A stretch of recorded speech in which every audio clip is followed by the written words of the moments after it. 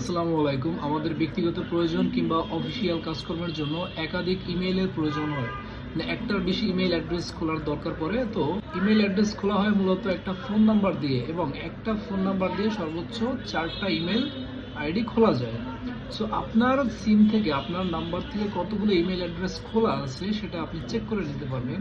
আপনি আপনার জিমেইলে চলে যাবেন, আপনার প্রোফাইলে ক্লিক করবেন, অ্যাড অ্যানাদার অ্যাকাউন্টে ঢুকবেন, দেন উপরে গুগলে ক্লিক করবেন, কন্টিনিউ দিবেন, দেন হচ্ছে ইমেল, অর্থাৎ আপনি এখানে দেবেন ফরগট ইমেলে দেওয়ার পর আপনি যে ফোন নাম্বার থেকে চেক করবেন সেই ফোন নাম্বারটা দিয়ে দেবেন, নেক্সট দিবেন, দেন আপনার নাম দিবেন, একটা আপনার যা নাম তাই দিবেন, কারণ এই নাম থেকে হয়তো ইমেল খোলা আছে। তো আমি রাশেদুল মিলন, একটা বন্ধুর নাম দিলাম, নেক্সট দিলাম, দেন এখানে বলা আছে আপনার ফোন নাম্বারে একটা কোড যাবে, সো সেন্ড দিলাম, একটা কোড চলে গেল, সেই কোডটা আপনি কী করবেন এখানে বসিয়ে দিবেন, ওটিপি কোড, দেন নেক্সট দিবেন। দেখেন যে আপনার এই ফোন নাম্বার থেকে টোটাল 3টি ইমেল খোলা আছে। সো আপনি চাইলে নতুন একটা ইমেল খুলতে পারেন, অথবা এই 3টা থেকে যে কোনো একটা আবার রিকভারি করে নতুন করে নিতে পারেন।